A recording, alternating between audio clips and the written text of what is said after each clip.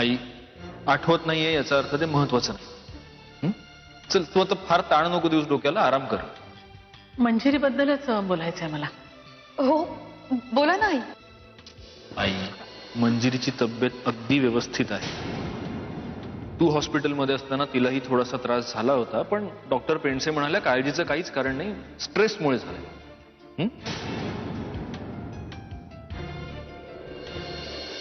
आई जरी नाही म्हणत तरी त्यांना माझ्याच बद्दल बोलायचं. त्या जर अशा तोल जाऊन पडल्या नसत्या तर आतापर्यंत आईंनी आणि मी यांना आशिष बद्दलचं सत्य सांगूनही टाकलं असतं. पण अजूनही मी यांना सगळं सांगूच शकते. असं यांच्यापासून लपवून ठेवणं आता नाही जमणार मला. मंजिरी माझी ती ग्रीनवूडची फाईल कुठे मिळत नाही.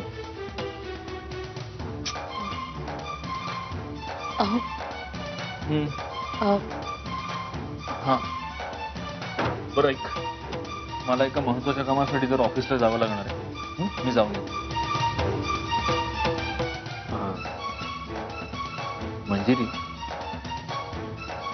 आईला मगाशी नेमकं काय बोलायचं असेल? तसं ती तुटकच बोलत होती, पण तुझ्याबद्दल काय बोलायचं असेल तिला? मला माहितीये आईंना काय सांगायचं होतं ते. तुला माहितीये? सांग ना. म्हणजे फक्त आईंनाच नाही, मला सुद्धा तुम्हाला हे सांगायचंच होतं. तुम्ही हैदराबादला असताना सत्या, तू प्रियाला घर सोडून जायला सांगितलं? तू असं कसं बोलू शकतोस रे? आज तिला घर सोडून जायला सांगितलं, उद्या मला सांगशील? आते हा सांग ना, तू विजा म्हणून. तेवढंच बाकी ठेवले. आते तू जरा शांतपणे ऐकून घेणारच का माझं? मी प्रियाला कुठं बी जायला सांगितलं नाही, तिनं तिच्या बॅगा भरल्या. मग काय ती खुळी आहे रडाया? ती का रडते मला काय ठाव? खोटं बोलू नका. तू तिच्यावर आवाज चढविला. होय चढवल्या मी तिच्यावर आवाज, पण मी तिच्यावर आवाज चढवला म्हणून तू इथं भांडायला आलीस का? मी तिला घराच्या बाहेर जायला सांगितलं म्हणून? ते म्हणजे तुझं हे ते तुझ्याचकडे ठेव, कळलं? मी तिला कुठं बी जायला सांगितलं नाही.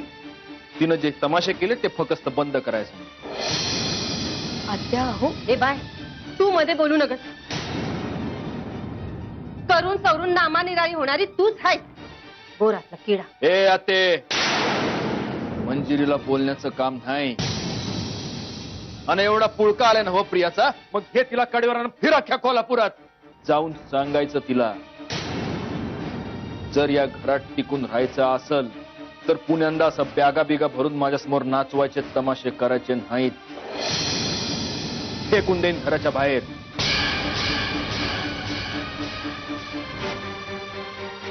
मंजिरी मी येतो जा. आणि काळजी घ्यायची, वेळेवर औषधं घ्यायची आणि वेळेवर जेवायचं दुपारी, कळलं? मी फोन करेनच तुला. बाय. आत्या मी हे बाई मंजिरी, काळजी घे. दुपारच्या गोळ्या वेळेवर घे, नाहीतर तुझा नवरा आमच्यावर कावल ना.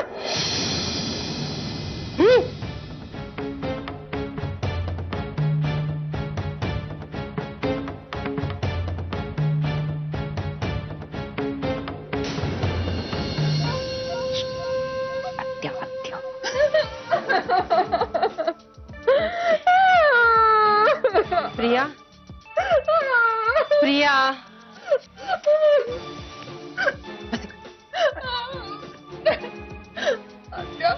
आता काय झालं? रडू नका. मी बोलले सत्यजितला, चांगलं खर्चावलं. आता अजिबात रडायचं काम नाही. आत्या तू कशाला बोललीस माझ्यासाठी? आता सत्यजित हा राग धरून ठेवेल मनात. ठेवू दे की, मला बी त्याला दाखवून द्यायचं होतं. आम्हाला बी कान आहेत, डोळे आहेत, आम्हाला नाही दिसत वय त्या मंजिरीची थेर. सत्या, हे एवढं सगळं बोलला तुम्ही सत्यजित दादांना, मग घाबरते वय? मी त्याची आत्या आहे, आत्या. सच्ची रक्ताच्या नात्याची, या घरातली, बाहेरून आणलेल्या नात्यातली नाही. आत्या तसं तुझीतलं बी नाही येड लागले, येड. सारखं मंजिरी मंजिरी करत असतो या. बाकी काय कुणाची लगीन झाली नाहीत व्हय? काय काय म्हणाला दत्ता? बाकी काय कुणाची लग म्हणजे बाकीच्या बायकांबद्दल बोलत होती मी. नाही, मी तेच म्हणतेय की बाकीच्या बायकांचा काही संबंध नाही ना इथे. आता आपण प्रियाबद्दल बोलतोय की नाही? बाकीच्या बायकांच्या ट्रॅकवर घुसायची काय गरज आहे आपल्याला? तू गप का सटवे? हे समजणं तुझ्याच मुळे झाले. तुझ्या संगतीत राहिली ना म्हणून प्रियाचं हे समज झाले. मी काय केलं आता? तूच समज केले. ती मंजिरी एका तऱ्हेची आणि तू दुसऱ्या तऱ्हेची. आमच्या वहिनीला बी ना सुना मिळाल्या त्या अगदी नक्षत्रवाणी. कुणाला झाकावं आणि कुणाला दाखवावं हेच कळलं ना. प्रिया, आत्यांना ना जरा. आत्या राहू दे ना, तू नको बोलू तिला काय आता. प्रिया, प्रिया तू नगर रडूस. हे बघ, तू पोरकी नाही आहेस. कोणी असो वा नसो, पण मी हाय तुझ्या संग. मला सांग, मी कोण आहे तुझी? विश्वासाचा ध्रुव तारा. माझी बाय ग, रडू नगस.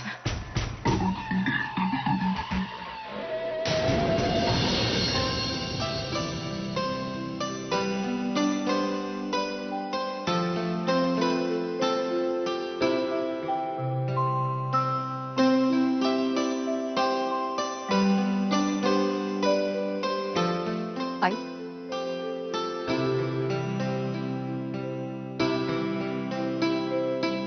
आई,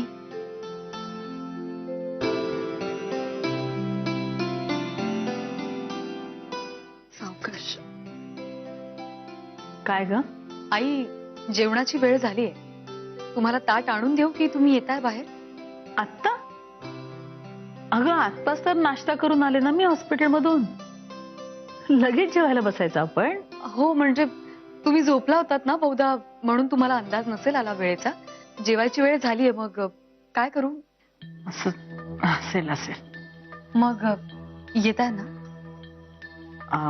तू बैस जरा, बस.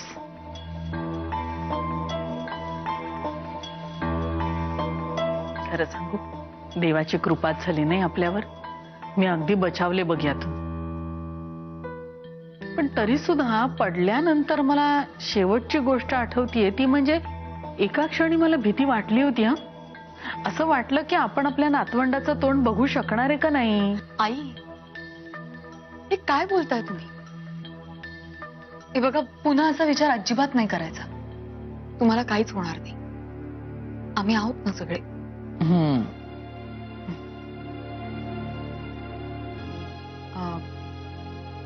आई,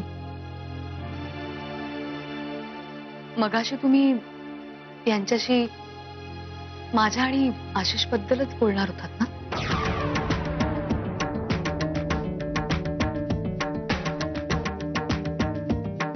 आशिष बद्दल? का? नाही म्हणजे कोण हा आशिष? कोण?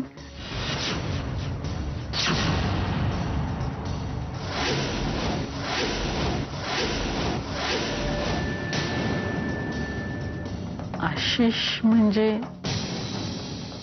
हा, तो तुझा. पण आता तू त्याचं नाव का घेतेयस इथे? त्याचा आपल्याशी काय संबंध आहे आता? मला काहीतरी वेगळंच बोलायचं होतं.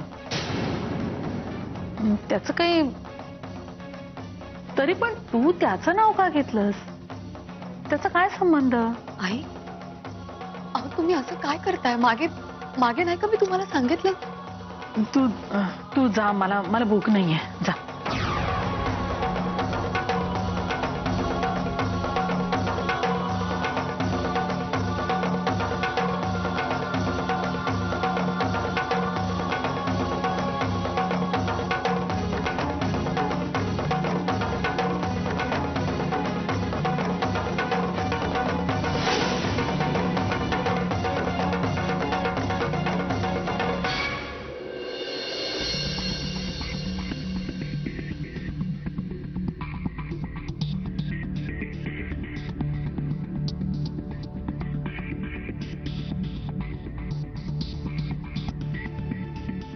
सत्यजित सत्यजित मी तुला तू जर माफी मागणार असशील तर गरज नाही, कारण कुठल्या तरी फुक्कड कारणांवरनं भांडण उकरून काढायची आणि नंतर माफी मागायची हे आता तुझ्याही सवयीचं झालं आणि माझ्या.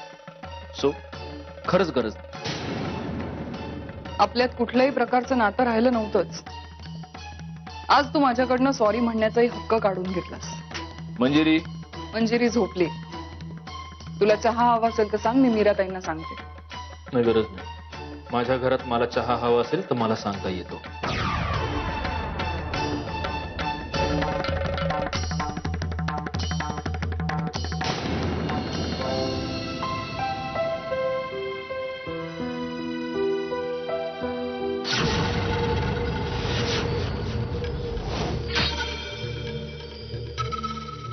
मंजिरी, प्रिया, काय का आता यावेळी? अगं हो, मला तुझ्याशी थोडं बोलायचं होतं. अरे हो, काय झालं होतं सकाळी? तू एवढी डिस्टर्ब का होतेस प्रिया? नाही, मला त्या विषयावर नाही बोलायचं. मी खरं तर काहीतरी वेगळंच विचारायला आले होते. बरं, बस ना. Manjiri, I am sorry. तुला असं वाटेल मी पुन्हा तोच प्रश्न विचारतेय, पण हे खूप महत्वाचं आहे आणि मला तुझी काळजी वाटते म्हणून विचारते. तू सत्यजितला आशिष बद्दल काही सांगितलं नाहीस ना? नाही, म्हणजे अजून तरी नाही, पण आज मी सांगणार आहे त्यांना सगळं.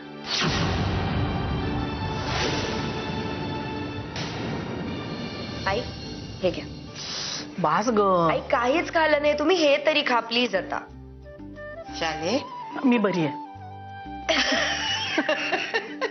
सकाळपासून 22 वेळेला तुम्ही मला हा प्रश्न विचारलात आणि प्रत्येक वेळेला मी हेच उत्तर देते, मी बरी आहे.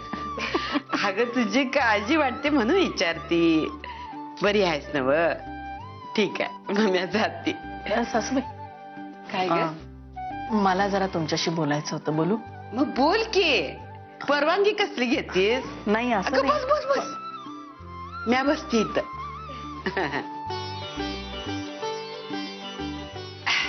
म्हणजे मला कधीपासूनच हे बोलायचं होतं तुमच्याशी. बोलायची वेळ आली नाही असं नाही, प्रसंग येत होते, पण बोलणं जमलं नाही मला. म्हणतात ना की माणसाला मरणाचा आरसा हा आयुष्याचा खरा चेहरा दाखवतो. अगं असं अभद्र का बोलतीस बाई? अभद्र नाही सासूबाई, पण माझं लग्न झालं, मी या घरामध्ये आले, माझा संसार सुरू झाला. आता तो कसा झाला हा मुद्दा बाजूला ठेवूया आपण. पण अशा संसारामध्ये एक आशेचा किरण म्हणून सत्यजितचा जन्म झाला, मग गौरांगचा. या सगळ्यामध्ये माझं आयुष्य खूप कष्टाचं आणि विवंचनेचं गेलं. पण एक सांगू, या सगळ्या परिस्थितीमध्ये तुम्ही अगदी खंबीरपणे माझ्या पाठीशी उभ्या राहिला. माझ्या कुठल्याही अडचणींना आईच्या मायेनं धावून आलात. सासू असून सुद्धा आईचं कर्तव्य पार पाडलं.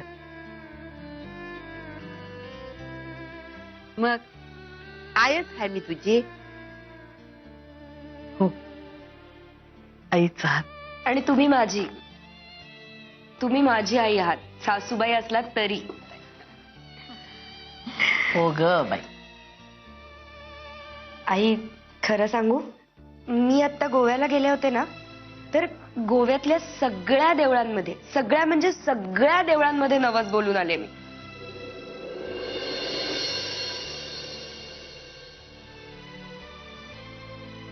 आई काय झालं? अगं तू कधी गेली होतीस गोव्याला? तू तर इथेच आहेस की.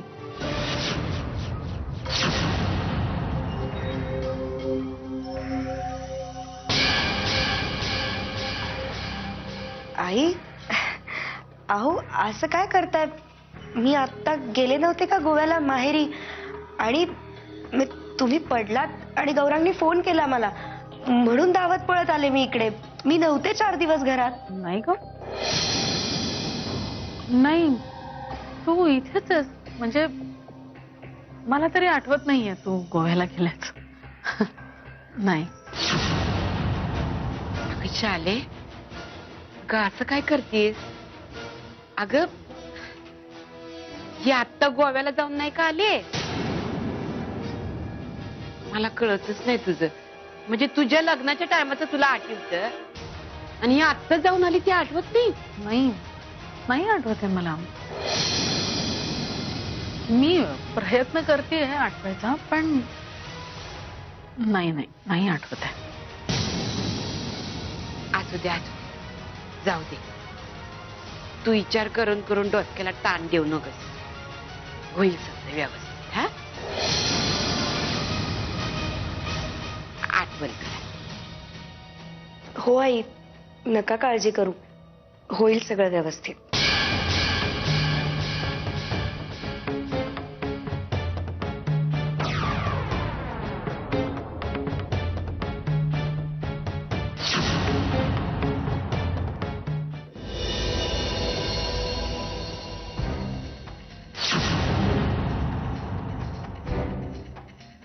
अच्छा, म्हणजे तू सत्यजितला आज सांगणार आहेस की तू आशिषला भेटतेस?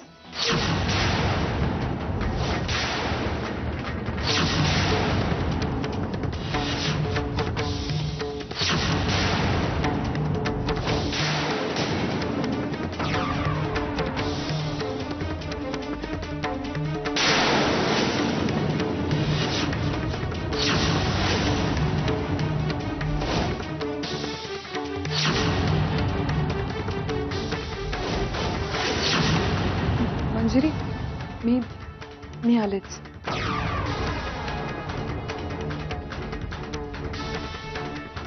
अहो, मी तुम्हाला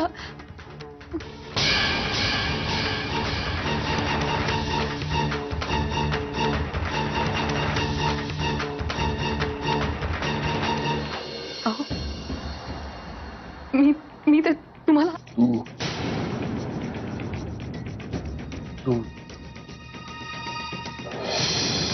तू अजूनही त्या आशिषला भेटतेस? नाही, म्हणजे हो.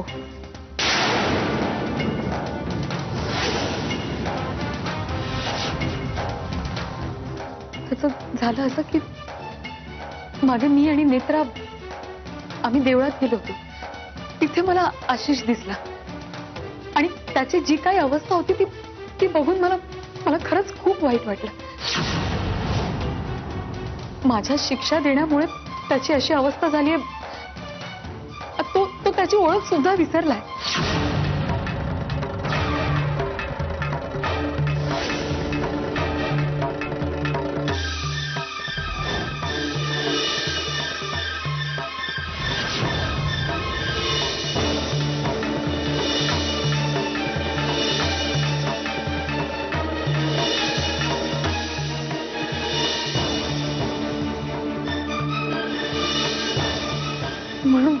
म्हणून मी फक्त भेटते त्याला.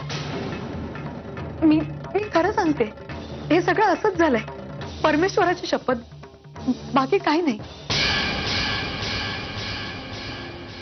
मला तुम्हाला हे सगळं सांगायचंच होतं, पण काय?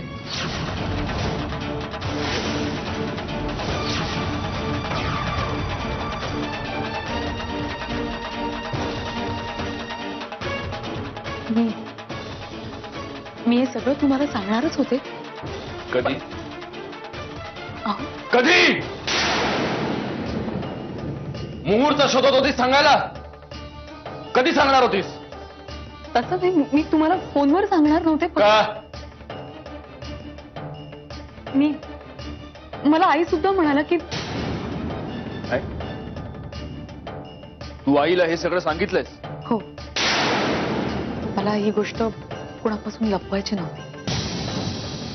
आणि नंतर आई मला स्वतःहून म्हणाला सुद्धा, तुम्ही आल्यानंतर त्यात तुमच्याशी बोलतील म्हणून. पण नेमकं त्याच दिवशी त्यांचा ऍक्सिडेंट झाला. आणि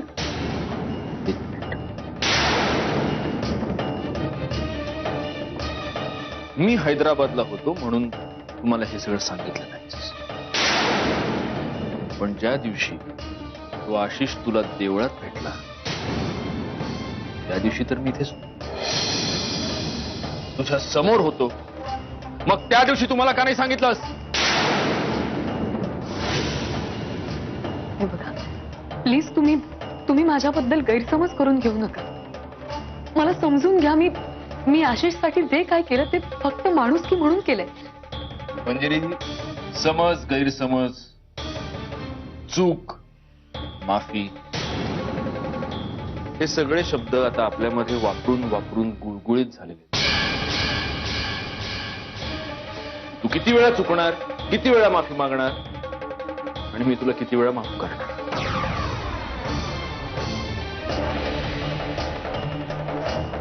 पण आज मला माझ्या एका प्रश्नाचं उत्तर सापडले.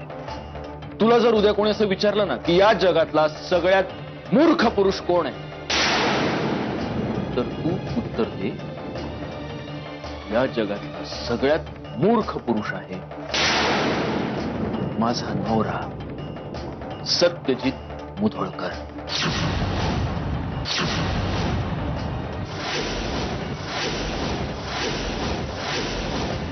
अहो, जगातला सगळ्यात मूर्ख पुरुष, ज्याला आपल्या बायकोबद्दल काडीचीही माहिती नसते, पण त्याला असं वाटत असतं की त्याला त्याच्या बायकोबद्दल सगळं माहिती. दरवेळी एक वेगळं सत्य त्याच्या समोर येऊन उभं राहतं आणि दरवेळी सत्यजित मुधोळकर तोंडघशी पडतो.